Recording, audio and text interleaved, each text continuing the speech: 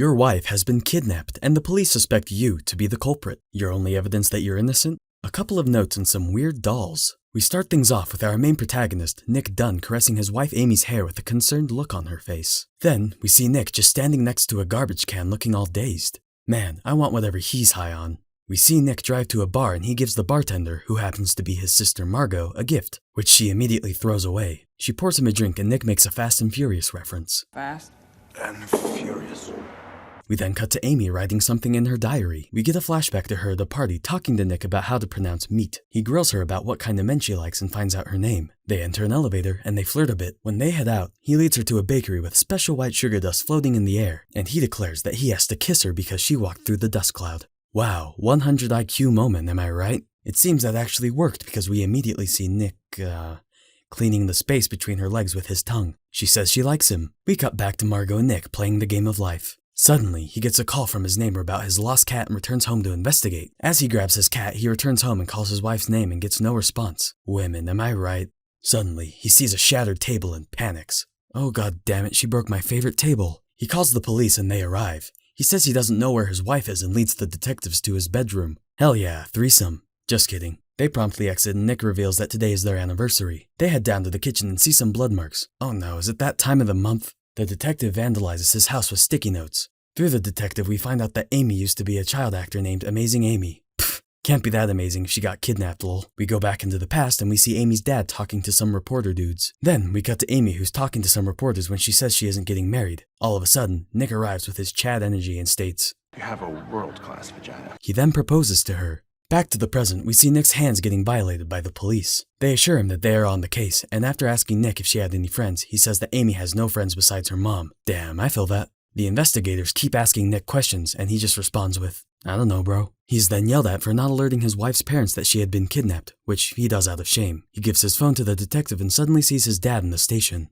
The officer tells Nick that his dad was seen wandering outside and had been trying to reach Nick for a while. Damn man, let the poor man vibe, he did nothing wrong. Nick drives his dad home to an old folks home and we get another flashback to Nick and Amy in the library where he steals a note out of a book. He proceeds to do some adult exercises in the back with Amy and we then see them at a Chinese restaurant. An old guy gives Nick a shirt, which was a gift from Amy. Nick then pulls out an Uno reverse card and gives an identical shirt to Amy. Back in the present, Nick crashes at his sister's place. Margot states that Amy isn't fun to be around. Bruh. Meanwhile, at the scene of the crime, a pregnant lady pops up and speaks to the detectives saying that she was Amy's best friend. But I thought she didn't have any friends. The detectives enter the house and discovers that everything was rented out in Amy's name. She's then alerted to a letter in Amy's underwear drawer where she finds a clue. Nick wakes up and is given a Diet Coke. Ew. He drives down to the police station and bro hugs Amy's parents before coming across a sea of reporters. Nick gives the following speech. So, my wife is missing and I'm kinda sad, so can you guys help me find her? Nick immediately gets flashbanged times 100 by the reporters, then we cut back to the detectives going over potential murder suspects. Both of Amy's ex-boyfriends are discussed, the suicidal one and the abusive one. Wow, Amy sure has a type. As Nick tries to leave, the detective shows Nick a piece of paper with the word clue on it.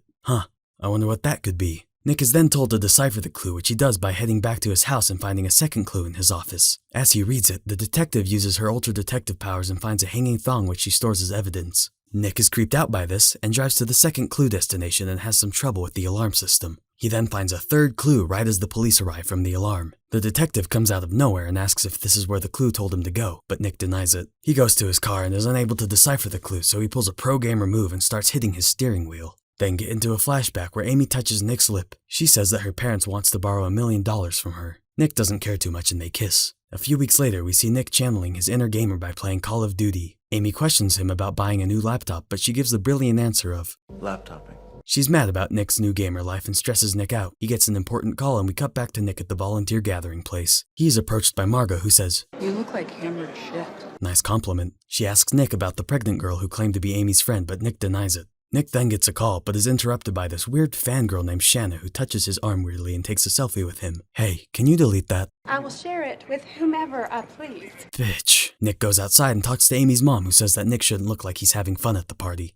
Buzzkill. We transition to the detective at the house where the pregnant lady is attempting to break into the house. She is promptly escorted out by the police. Nick arrives home only to see himself being berated on the news. Margot is suspicious of Nick, claiming he looked off on the day of the kidnapping. Nick denies it and we jump back to the past where we see Amy girl hug her parents. She gets into her car where Nick drives her to their new house. Back to the present Nick, he gets a text and looks outside only to see nothing. Damn these prank texters. Nick then immediately gets sexually assaulted by a girl. Seems that he's cheating on Amy with her. My man. The two make out and he drags her to the couch and asks her if she left her thong at his house and she doesn't know. She assaults him with kisses and undresses. They proceed to taste the insides of each other's mouth. We flash back to another flashback where Amy says she used the rest of her money to buy Nick a bar. We then see Nick and Amy aggressively hugging in front of a mirror. She complains that Nick only uses her for sex. I mean, what else is he supposed to do? We then see Amy ask Nick if she can have a baby, but Nick gives the well-thought-out explanation of, A child is not a hobby. We then find out that their marriage is somewhat failing, and after Amy gets mad about Nick not wanting a baby, he proves his parenting skills by throwing her against the stairs.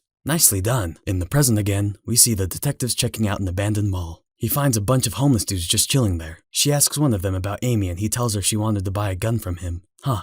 I wonder why. It's revealed through a flashback that Amy is terrified of Nick and thinks she can sleep better with a gun. We later see Nick putting his clothes on after a long night of adult yoga and kicks the thought out of his house. Margot sees this and is pissed that Nick has been cheating on Amy. Nick says it was only going on for a year and that she was one of his students. He also reveals that he hated being with Amy and reveals the thought's name to be Andy. Margot is still mad and turns on the news only to see Nick's selfie on the screen. The news people call him a sociopath for being happy. I'm so sick of being picked apart by women.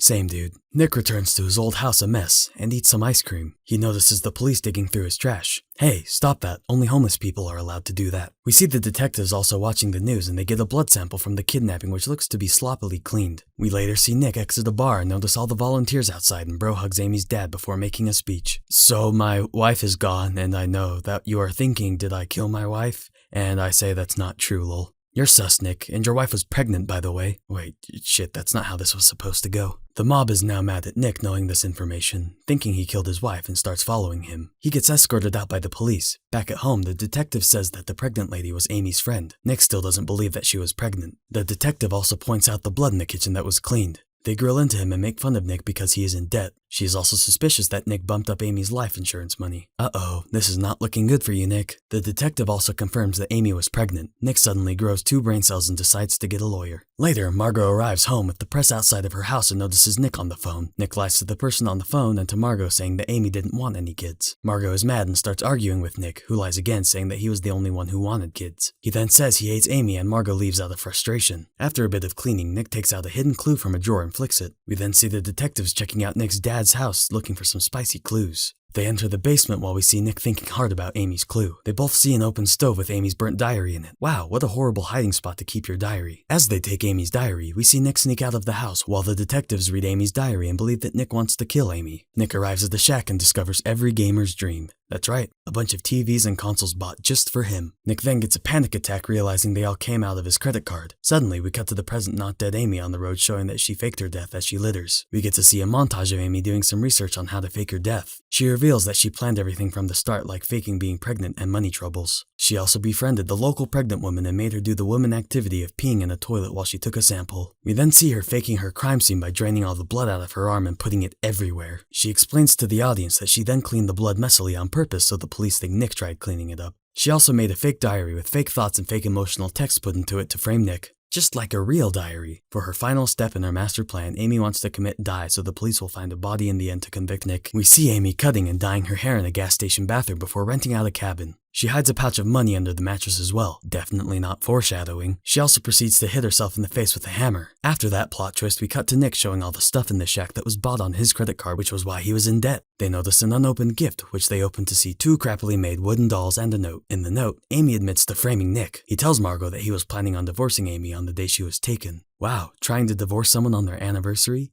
Dick move. Margot then realizes that Nick could be in trouble since Missouri has the death penalty. We see the new and unimproved Amy putting on a fake accent while talking to her hip neighbor, Greta. Later, we see her go to a computer and Google her missing persons case and sees Nick smile on camera. Disgusting. She makes a missing poster for herself and we see Amy vibing at a pool when her neighbor Greta discovers her bruise. Boyfriends, am I right? Amy then explains to Greta that she saw Nick smooch Andy outside of a bar and touched her lip the same way he did to her when they first met. Later on, we see Nick at the airport and we meet his new lawyer. He explains that he knows that Amy is still alive and that she framed him. He laughs, finding it hilarious. Wow, rude. They decide that they need to bring down Amy's image. Nick believes that he needs to contact Amy's ex-boyfriends to see if they have any dirt on her they can use. Nick meets one at a cafe. He asks him if she touched Amy weirdly, and he says that when he tried giving her space, she forced him to play hide the pickle with her, framing him for rape. We later see Amy watching herself on TV with Greta while the news ladies berate Nick again. Greta says that she doesn't like Amy that much, right to Amy's face, not knowing it's her. She pays her back by spitting in her Mountain Dew. We return to Nick at an airport about to visit Amy's other ex. He sees the news ladies trying to frame Nick for getting too close to his sister.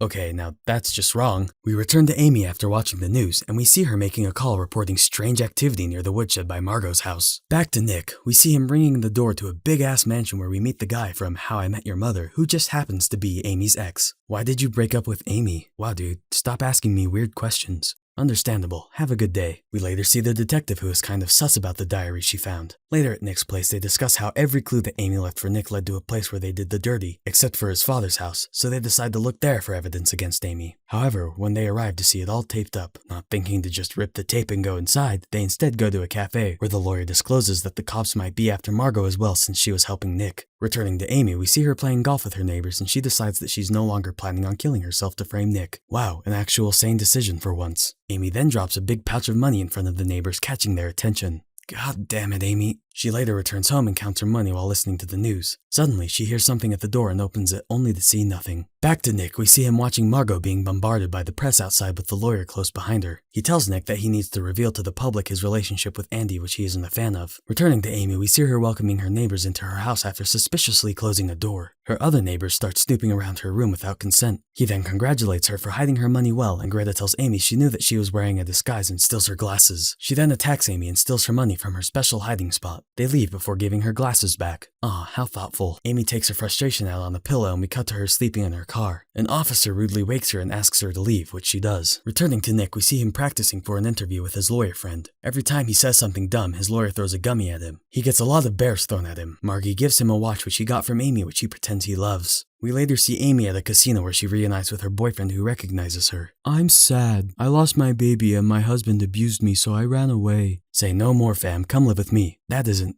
creepy at all. Amy then sees a news report which shows Andy saying that she was in a relationship with Nick. Amy is steamed. We then see Amy's parents on TV who roast Nick some more. We see that the interviewer that was supposed to interview Nick is pissed about the news report, but Nick says that he wants to continue the interview. They sit down and start. Oh, you wanted to see the interview? Too bad, we are cutting to Nick in his car after the interview being congratulated by his lawyer for doing a good job. We then see Amy's ex bring her to his home. He decides to turn on the TV to set the mood, only for it to be on the news. Huh, it seems every TV has been showing this channel lately. Must be important. Once again, Nick is on the news and Amy watches. Her ex doesn't like this and turns it off. After he gives her a tour of his house, he tells her the house is filled with cameras and she will be safe from Nick. He then reinforces her safety with a creepy kiss. Later the next day, Amy is wandering around the house and spots a camera. This gives her an idea. She grabs the remote and turns on the camera, only to get jump-scared by her ex. We see Nick locked out of his house and getting attacked by the press. He gets inside and we see Amy and Nick both watching his interview at the same time. I did not kill my wife and I am bad for having an affair. I am so turned on right now. During the interview, Nick calls out the fact that he knows that Amy is still alive and this shocks her. Later at home, Margot tells Nick that people like him now, but suddenly we hear cops outside his door. They answer it, and the detective says they got a suspicious call about the woodshed, and found all the stuff Amy bought on Nick's credit card. Suddenly, Margot is taken by the cops, and we return to Amy who is still in awe about Nick's performance. Her ex is not happy and says that he is tired of being blueballed by her. He touches her weirdly, and we go to the police station with Nick and the lawyer trying to get Margot out of jail. They instead question Nick about stuff in the diary, including the dolls. He's then placed under arrest because they found a bloody handle in the fireplace that was secretly placed by Amy. Wonder how Nick's gonna get out of this? Back to Amy, we see her dissing Nick's taste and culture and her ex leaves the house for the day. Amy gives him his keys and bites his lip. Kinky. Immediately after, he walks out confused. Amy gets into action and wraps her leg and covers herself in wine and puts on a show for the cameras. Returning to Nick, we see him getting let out of jail because of his lawyer being able to put him on bond. Wow, he's a really good lawyer. As they exit, we see a bunch of pissed off people swarming them. Going back to Amy, we see that has wrapped her hand as well and starts playing with a bottle. Her ex arrives home and they start getting romantic. They get turned on talking about Nick's trial and gets kissed by her ex. She doesn't seem to like it and cuts to the chase by, okay, I'm done using euphemisms, she's blowing him. They start fornicating and as he begins to climax, Amy pulls a sneaky one on him and slices his throat. Whoa. Badass. Covered in blood, she leaves and we return to Nick waking up to some noise outside. We see that Amy has returned to Nick all covered in blood in his driveway. Nick is astonished and bro hugs her. After everything Amy put Nick through, he has one thing to say to her. Fucking bitch. She then faints in his arms. At the ER, we see that Amy was making it look like her ex assaulted her. The FBI question her, and she says that her ex came to her house and tried raping and attacking her with a handle. The detective notices that her story begins to not add up, so she denies it and claims that her ex took her and forcefully played hide the pickle with her every night. When the detectives ask her about buying a gun, she pretends she is about to faint. Bruh. When asked if she feels safe going home with her husband, she says yes. Nick reluctantly escorts Amy out of the hospital, still being swarmed by reporters. Man, this must be one awkward car ride home. He finally brings Amy home and they wave to the reporters. Inside, Amy says that she got turned on by what he said on TV. Damn, Amy, you're into some weird shit. She convinces him to take a shower with her. I want a divorce. If you divorce me, I'll ruin your life. Weird flex, but okay. They go to bed and she offers to sleep with him, but Nick would rather sleep downstairs. The next day, we see Nick outside still noticing the news vans from yesterday. He goes inside and sees Amy making pancakes. At the volunteer place, we see the news on, and the reporters are no longer berating Nick, but instead berating Amy's ex. Isn't it weird that the news is only talking about this case? Amy and Nick go in front of the group and announce that they are going to continue their marriage. Later, the lawyer bids Nick farewell and he returns home only to get jump scared by Amy, who offers to tuck him into bed. She later offers to sleep with him, but he says he needs a bit more time. The next morning, Nick convinces himself in the mirror that Amy is evil, and then gets immediately called by Amy. They then welcome the girl who is berating Nick on TV, who doesn't own up to lying about Nick when confronted. Woman, right? Nick goes to find Amy, who has left a gift for him. He opens it and sees a positive pregnancy test. Wait, I haven't slept with my wife in ages. Nick confronts her saying it's not his child and hits her against the wall. Nick demands a divorce, but she just says, nah. They go outside and see a group of people in their house. Wait, how did they all get in there so fast? Margot confronts Nick saying she is upset he is staying with Amy, to which he says he has no choice. We later see an interview with Nick and Amy where they do what all couples do and pretend to have a healthy relationship. Amy then drops the bombshell that she's pregnant. Later, we see Nick petting Amy's hair while she looks at him like a puppy dog.